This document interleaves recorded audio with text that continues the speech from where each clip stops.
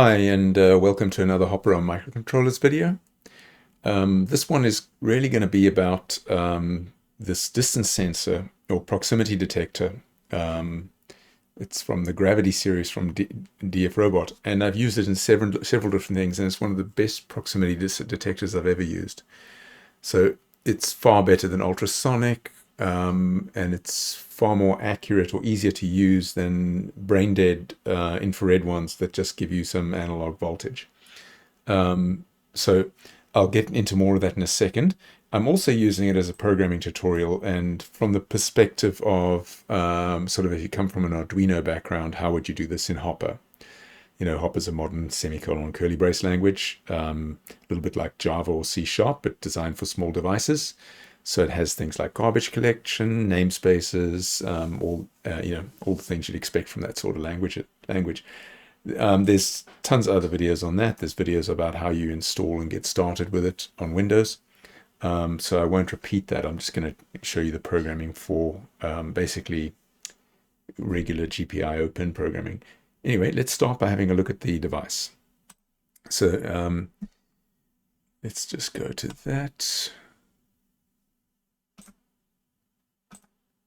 So I've been using devices from DFRobot for a few years already, and they had a 5-volt version of this device before.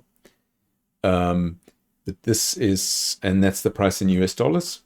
So it seems high for a sensor, but for what you get out of it, it's amazing. But this is a 3.5-volt version of the sensor.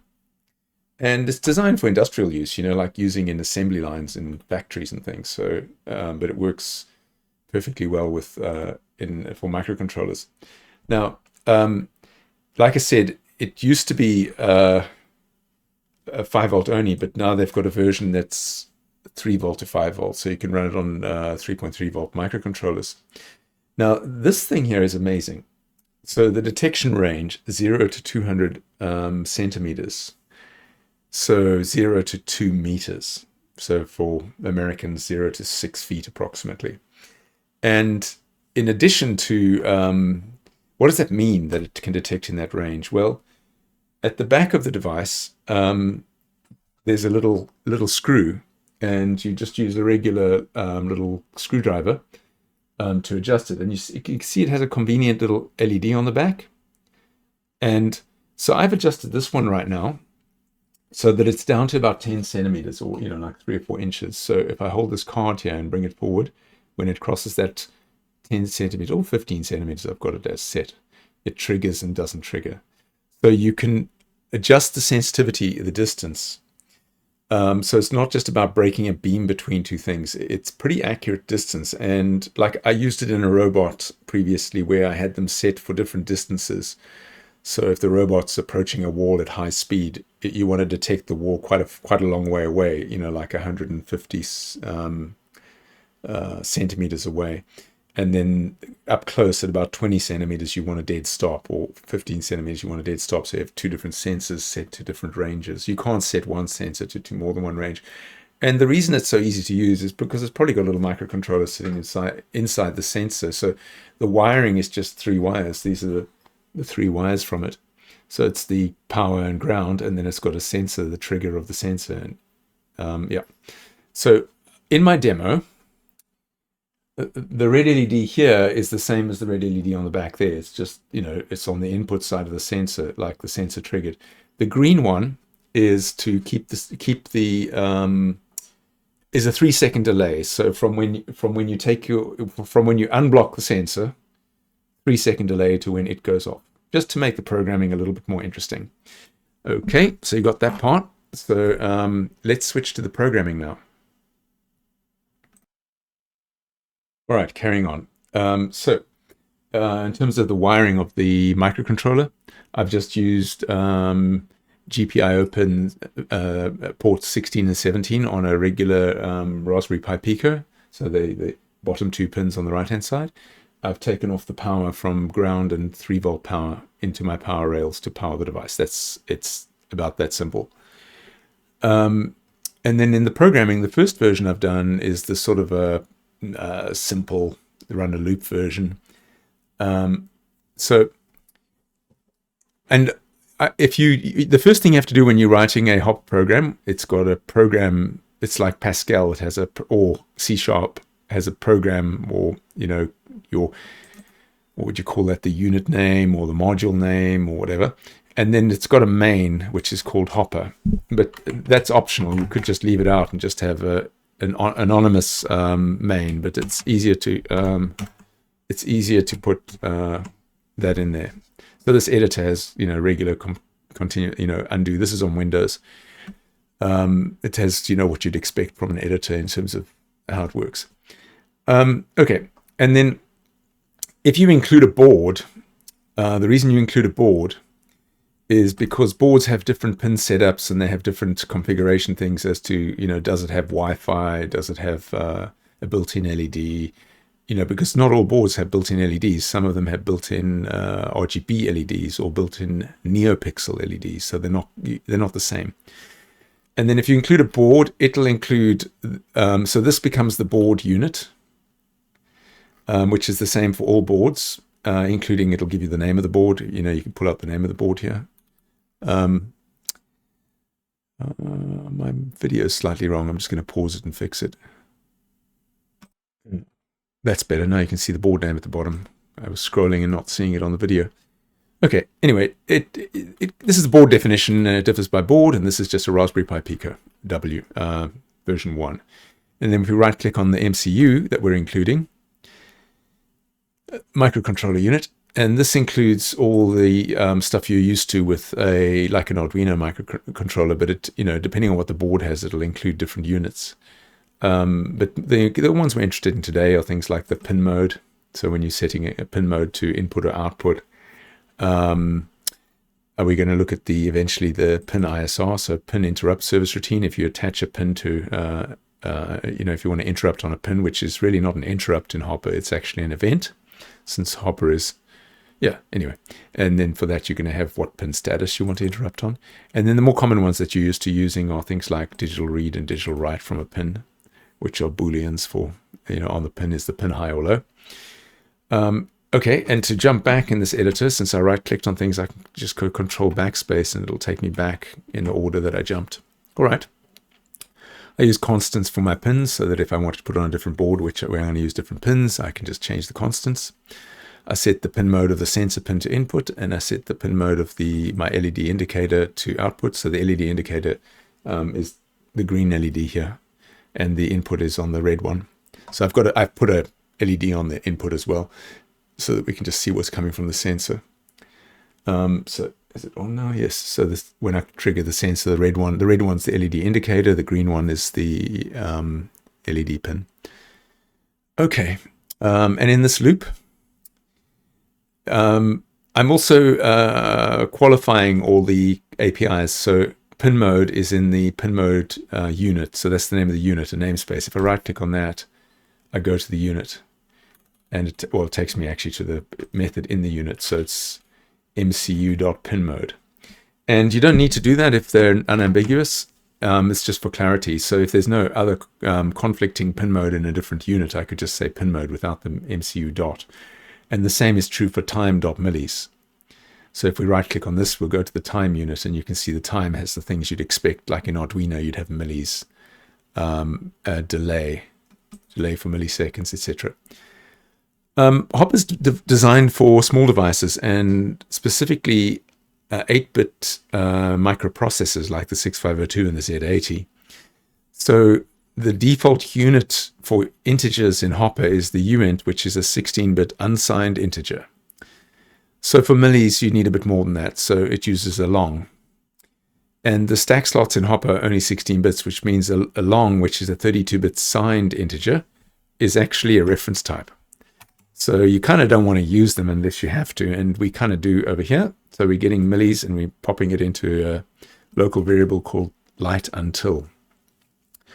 When I first start the program, I'm going to make light until now, which means, a couple of steps beyond that, now is going to be gone and the light's going to go off. Triggered is, I'm just pulling a boolean. I could have put this in the expression here, just doing it to make it more obvious. If the sensor pin is high, then I want to light up for 3 seconds after now. So if I pull millis and add 3 seconds, which is 3000 milliseconds, and then I use light until, and I set light until to that. Then the next line I get now again, which is later than there. And I say if now is less than light until, that should return true. Otherwise it'll return false. So it'll put that green LED either true or false, either on or off. Okay, so let's build that. F7 to build. All the shortcuts for compilation and debugging, etc. on the build menu. There's shortcut keys on the right. In the options, I've got optimization on. I'm disassembling because I'm interested in what the bytecode generated by this looks like. Hop is a virtual machine that executes bytecode. And save on build, so that if I've made a change, I don't have to, it doesn't say, oh, you sure you save before you build kind of thing. So you get your changes. And now that we've built it, we can now launch into the debugger. F5 would have done that too. If you look at the bottom of the screen, it now says successfully uploaded proximity.ihex. Intel hex format is how it transfers across the serial port. So it transferred the program across the serial port to the board, and it loaded it into the built-in flash on the under Hopper, so that if you power cycle, it's still there, so your program will run again. The title bar at the top changed from blue to green, so we're in the debugger now. This black area here is the serial port. So if I did it's like serial print in Arduino, you can print to this, but I'm not doing that in this example. So if I just F5, it'll run. It's running on the debugger now. So now it's the one, now it's actually, so now if I do that, I can see I get the 3 second delay. The green stays on for 3 seconds after I remove my hand. I like the green to stay on for 3 seconds after I remove my hand. Don't know why it didn't go off. That's weird. I have a bug. Let's try that again.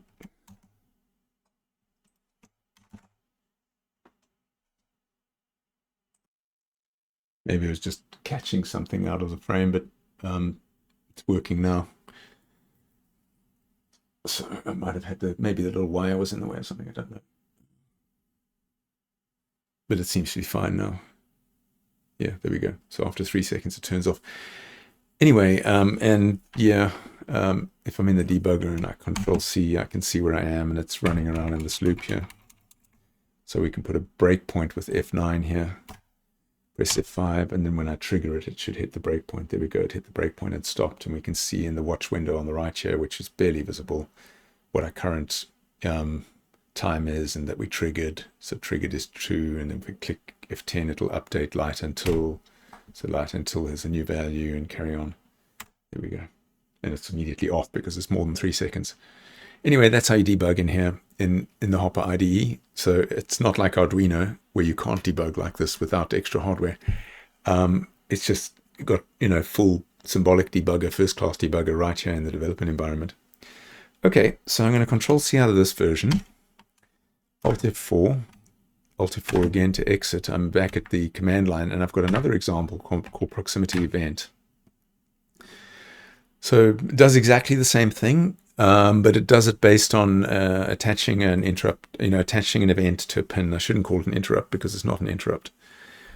So in the setup, we still set the LED pin to output. We don't bother setting the mode for the attached to pin because it's going to do that automatically inside. It's going to go, well, if you want to add a trigger on a pin, an event on a pin, then obviously it's an input pin, so it'll set it to input. And then which pin is it going to trigger? What's it going to do on that? It's going to call sensor event. And so if I right click on attach to pin, that's a delegate, which is a function pointer. It's called a delegate in C#. So if I go and look at the definition of the delegate takes a pin and it takes a pin status. And we can go Control backspace, and we're back here again.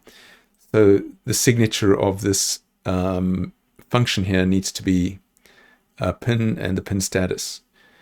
And the reason those arguments are there is so that you can use the same delegate for multiple pins or for multiple statuses on the same pin.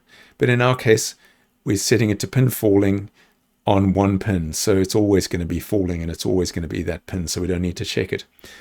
What we've also done here is we've taken the local variable light until, we've made it a global. It's not actually a global. It's still, its scope is this unit, which is the program. So inside other units, you can't see it. So in Hopper, scope is defined, private and public is defined by whether the first letter is lowercase or uppercase. And local variables and constants can only be local. If you want to export it, it has to be like a property or a method or something, or a type, not these. Anyway, all locals. And light until here, we're just adding 3000 to it compared to the event. So, and the event that we subscribe to is falling rather than rising. So it's when you take your hand out the way of the center and it drops back to 0, that it'll call this and then add 3 seconds to it.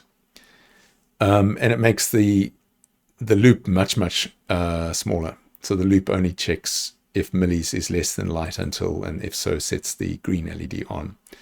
So let's build this. So it's F7 to build. You can see all the states of building in the bottom in the status bar. F5 to launch it into the debugger. And then we run in the debugger. And we should get the same behavior. Only it's doing it with an event now, rather than, rather than with just, adding it on at the end of every go. Yeah, so that's the example in a nutshell. For extra credit, I'm going to show you what this looks like in bytecodes. Like, what did this compile to in Hopper?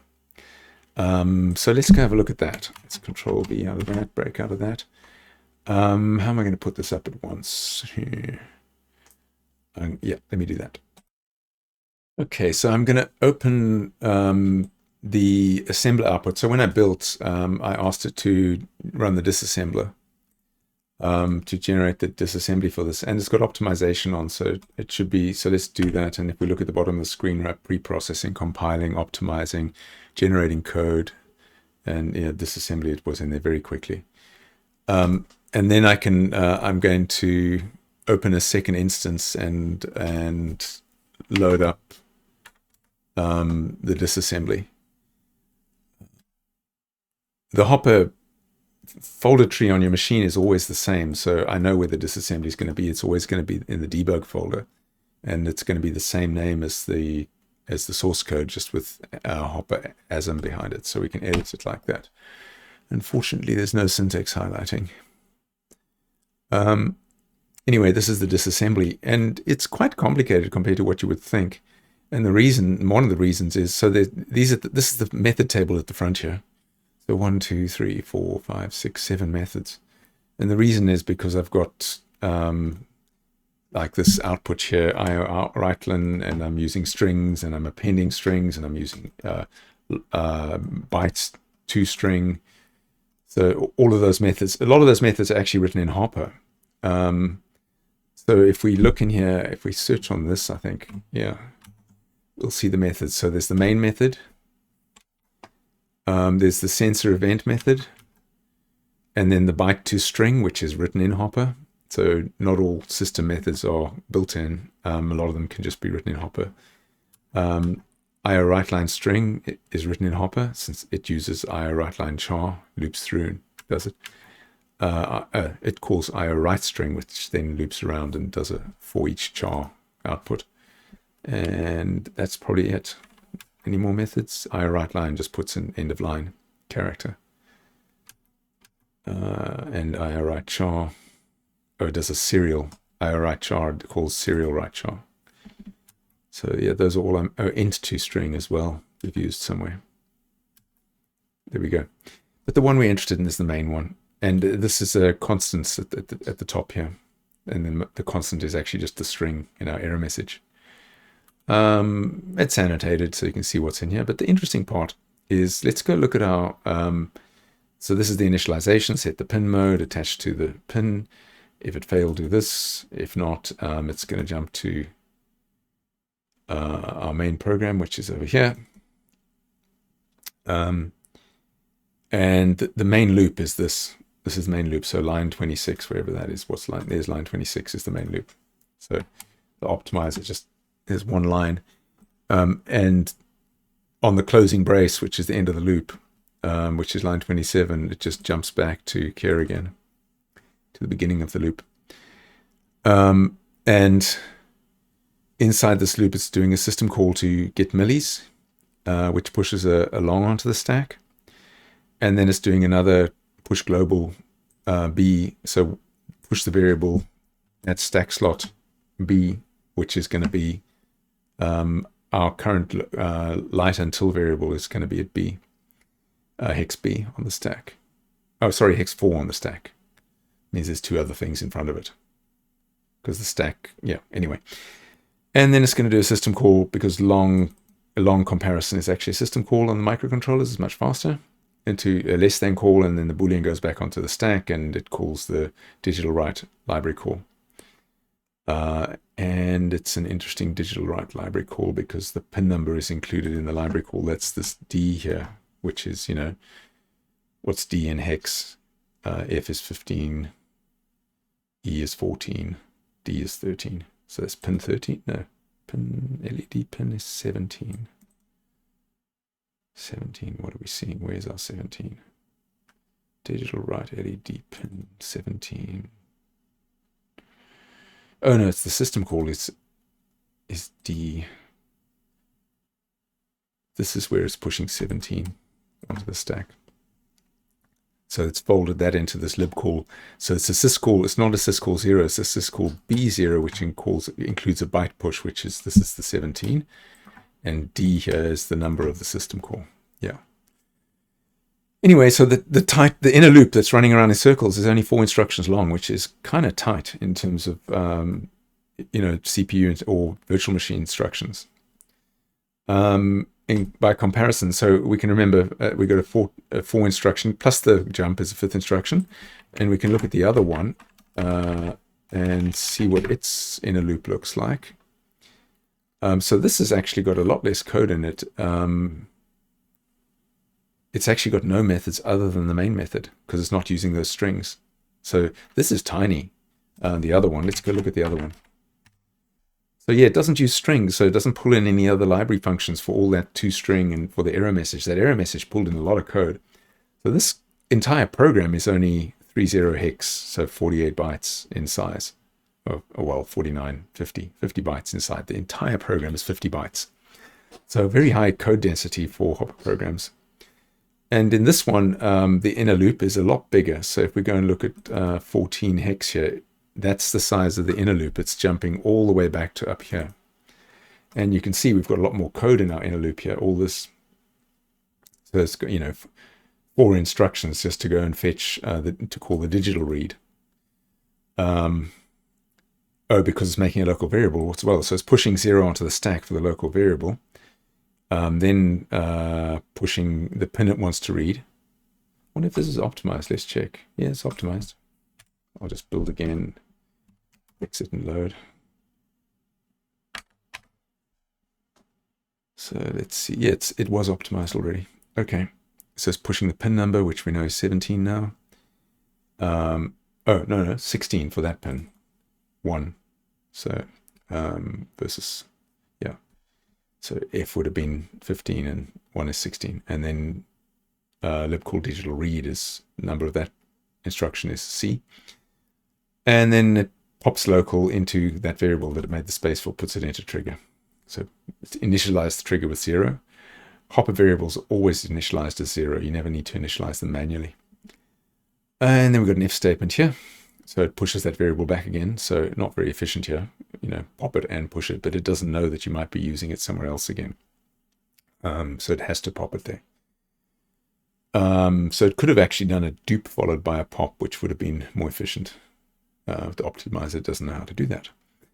And then if it's not 0, jump if it's 0. If it's not 0, it goes into the loop. If it is 0, it jumps past the loop to here. So if it is 0, it goes into the loop. If it's not 0, it jumps past. And where's it jump past to here? So this is what's in the loop, which is very similar to that other code we looked at, the get the time, but it's doing an add as well. And it's combined the 2 syscalls. So the optimizer knows it's got a double syscall. So call the int too long, because it pushed an int onto the stack, which was the 3000. That's what that is. That's hex for 3000 milliseconds. So called millis, put the millis on the stack, and then it put an int on the stack, and then it converted the int to a long, and then it added the 2 longs. So what's not entirely obvious here is it actually swapped the order. Did it? No, it didn't. But I think it will. If I swap these 2 around, it'll always do the int last, so it can optimize it like this. And then pop copy local into the local variable, because once again, we declared a local variable up here.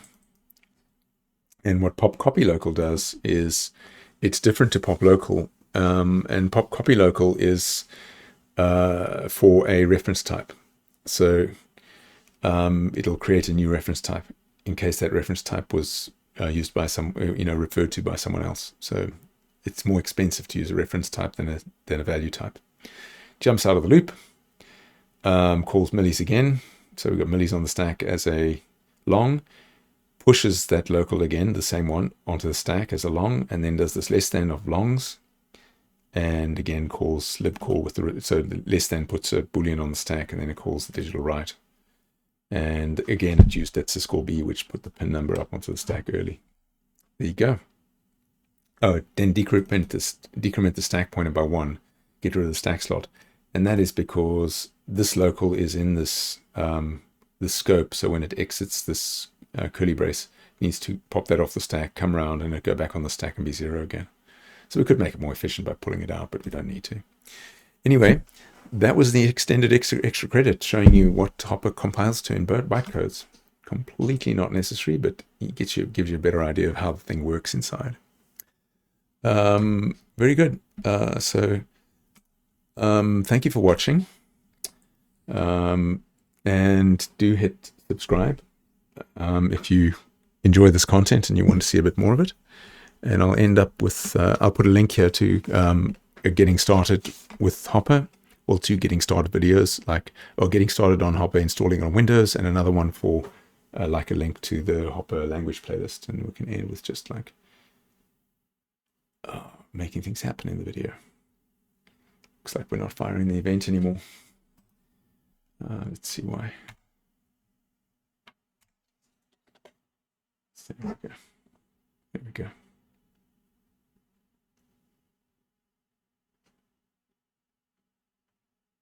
Definitely got something going on. I'll have to check it out.